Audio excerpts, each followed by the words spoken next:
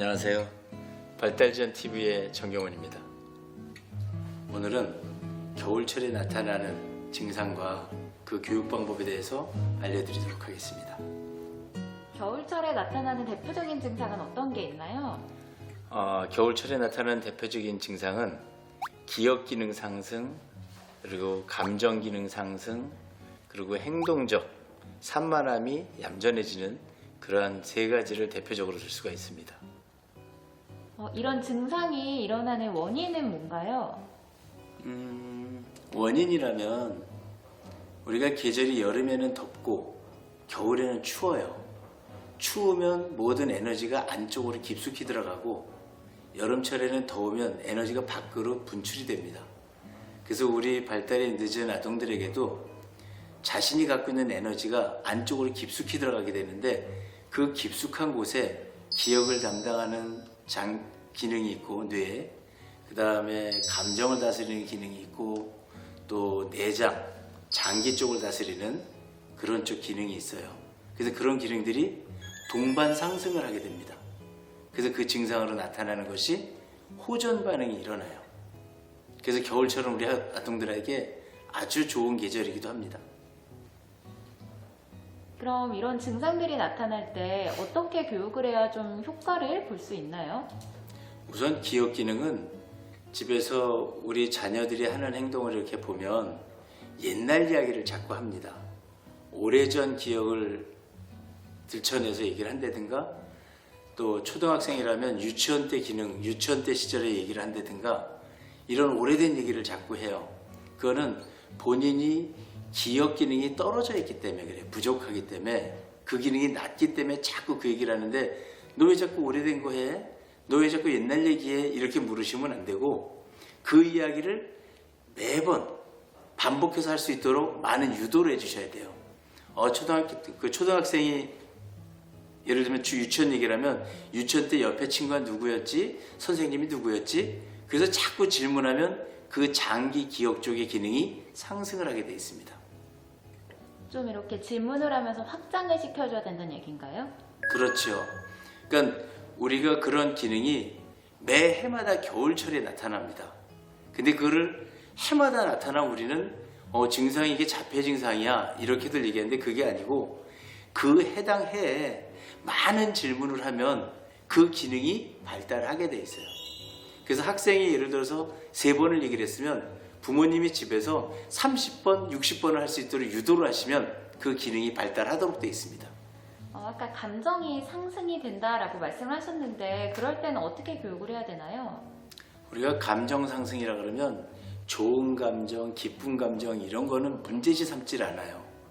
주로 우리 아동들에게 나타나는 삐짐이라든가 화내는 거라든가 아니면 남에게 옳지 않은 그러한 감정적인 표현하는 그런 것들이 나올 때 문제시 삼는 겁니다. 근데 이게 줄어요.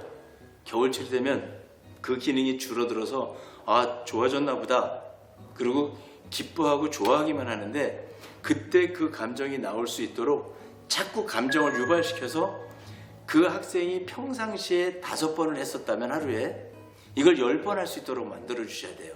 또 15번, 20번 할 수 있도록 만들어 주시면 그 감정이 짧은 시간 내에 정점으로 올라가서 그 감정을 다스리는 능력이 생기게 됩니다. 그래서 이 겨울철은 반드시 나타나는 현상을 가지고 여러 번 반복을 하셔야 돼요. 그러면 다음에 할 수 있는 양이 줄어듭니다. 그러면 아이가 울고 있을 때 더 울려야 되는 건가요? 그렇죠. 아이가 울고 있으면 달래도 주시다가 감정을 탁 돌아서 가지고 슬픈 마음이 들 수 있도록 만들고 화나는 마음이 들 수 있도록 만들고 그런 기능이 나타날 수 있도록 더 울려주고 울리는 방법을 다각도로 학생들에게 주셔야 됩니다. 그래야 성장합니다.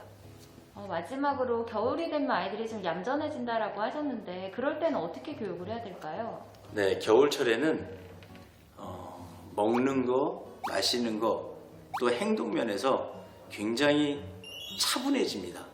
그래서 우리는 그걸 보고서 좋아만 해요. 얘가 얌전해졌다, 좋아졌다. 곧 분주하게 막 산만하던 아이가 신체 기능이 올라오니까 얌전해졌어요. 그러면 얌전함으로 가만히 있으면 발달 안 합니다. 그러면 다시 산만하도록, 겨울철에도 산만하도록 자꾸 유도를 하셔야 돼요. 그래가지고 산만함과 얌전함이 횟수가 늘어나야 됩니다. 이게 움직이는 횟수가. 그때 사실은 진짜 이 아이들의 산만함이 여름철에도 가라앉게 돼요. 이게 겨울철에 오는 거는 온도 때문에 오는 거기 때문에 우리가 조금 주의 깊게 보시면서 산만함을 겨울철에 자꾸 유도를 하셔야 됩니다. 그러면 얌전해진 아이를 일부러 산만하게 만들라는 뜻인가요? 그런 방법이기도 하죠. 그런 이야기도 한 게 아이가 얌전해졌다 그래서 편안히 놔두는 것이 아니고 그 아이를 데리고 외출을 한다거나 아니면 어딜 놀러 간다거나 견학을 한다거나 그래서 활동 범위를 넓혀줘야 돼요. 그래서 아이가 그 활동을 하다가 자기가 자꾸 얌전해지려는 그 기능이 만들어져야 됩니다.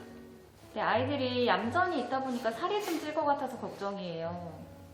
살찌는 것에 대해서는 그렇게 염려를 크게 안 하셔도 돼요. 왜 그러냐면 우리 발달이 늦은 학생들이 소화 흡수 기능이 대부분 기능이 낮습니다. 근데 겨울철이 되면 그 소화 흡수 기능이 상승을 하게 돼 있어요.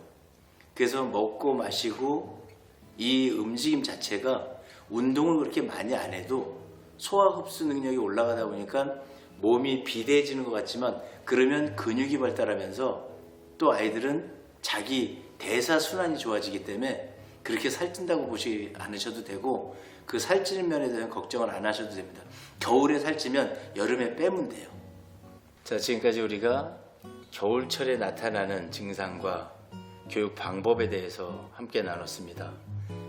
여러분, 이 겨울은 정말 발달 지연 아동들에게는 아주 기회의 계절입니다. 이 겨울철 기회를 놓치지 마시고 여러분이 열심히 아이들에게 교육을 해줄 때 내년 여름에 또 귀한 열매를 거둘 수 있는 그러한 능력을 발휘할 수가 있어요. 왜냐하면 땅도, 농사 짓는 땅도 겨울철에 그냥 동토로 놔두면 그 다음에 열매가 적어요. 그러나 겨울철에 땅을 갈아엎고 비료를 주고 해놓으면 여름철에 무엇을 심어도 잘 됩니다. 같은 이치입니다. 우리 학생들을 겨울에 가정에서 잘 교육을 해주시면 내년 여름에 이 바깥쪽 기능이 성장을 할 때 대뇌 피질 기능이 올라가면 아주 좋은 결과를 예상하실 수가 있습니다. 여러분의 자녀들에게 좋은 결과 있기를 바라겠습니다. 감사합니다.